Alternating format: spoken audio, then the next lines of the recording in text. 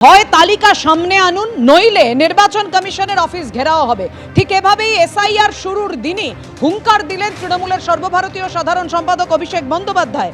SIR শুনানি শুরু হতেই 31 তারিখ আমি দিল্লি যাব, মুখ্য নির্বাচন কমিশনারের সঙ্গে দেখা করব। আমরা 31 তারিখ সময়সীমা বেঁধে দিয়ে আসবো কমিশনে। তালিকা প্রকাশ করুন, না হলে বাংলার মানুষের কাছে কান ধরে ক্ষমা চান। আক্রমণ তৃণমূলের সর্বভারতীয় সাধারণ সম্পাদক অভিষেক বন্দ্যোপাধ্যায়।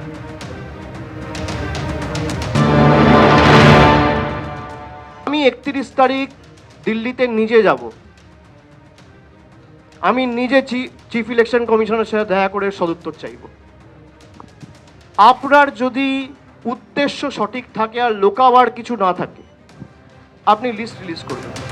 নির্বাচন কমিশনের উদ্দেশ্যে যেভাবে হুঙ্কার দিয়েছেন অভিষেক বন্দ্যোপাধ্যায়, একেবারে ছত্রে ছত্রে আজকে তিনি আক্রমণ শানিয়েছেন যে হয় এসআইআর এর তালিকা প্রকাশ করুন, যে অসঙ্গতি রয়েছে, যে ডিজিটাল ডিসক্রিপেন্সি রয়েছে সেইটা দূর করে তালিকা প্রকাশ করুন, আর নইলে এফআইআর হবে। বাংলার মানুষ এফআইআর করে পাল্টা জবাব দেবে। আপনি এসআইআর করে বাংলা দখল করতে চেয়েছেন, লজিক্যাল ডিসক্রিপেন্সির তথ্য কমিশনকে প্রকাশ করতে হবে। কিসের ভিত্তিতে এই অসঙ্গতি আমরা জানতে চাই।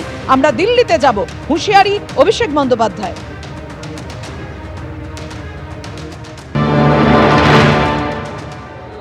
যারা বেঁচে আছে, হার্টি অ্যান্ড হেলদি, তাদেরকে দেখিয়ে দিয়েছে ডেড। এই দায় কার? কেন ইলেকশন কমিশনের বিরুদ্ধে এফআইআর হবে না?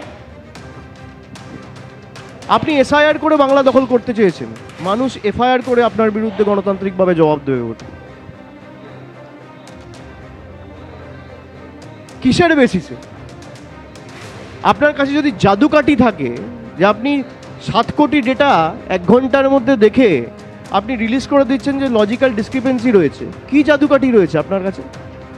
আমরা তো জানতে চাই কিসের বেসিসে। আর এই লিস্ট যদি রিলিজ না করা হয়, আমরা একটা সময়সীমা আগামী 31 তারিখ বেঁধে দিয়ে আসবো। 31 তারিখ আমাদের সময় দিয়েছে। আমরা দিল্লিতে ইলেকশন কমিশনের অফিসে যাব, নির্বাচন সদনে গিয়ে আমাদের যা বলার বলবো। আর যদি এই লিস্ট না রিলিজ করা হয়, ইলেকশন কমিশনের অফিস ঘেরাও হবে।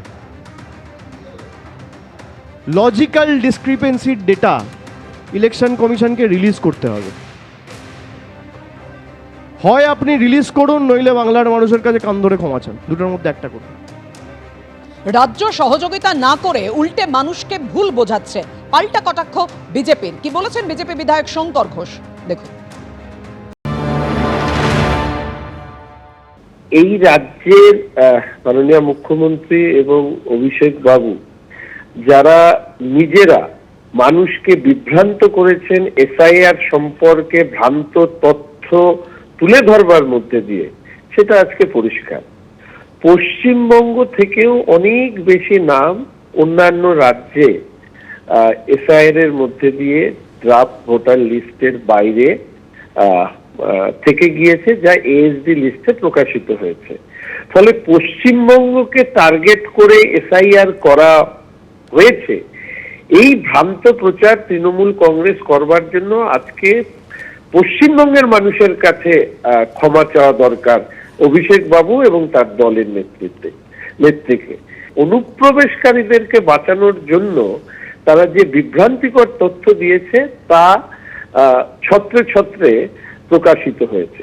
এবিপি আনন্দ, এগিয়ে থাকে, এগিয়ে রাখে।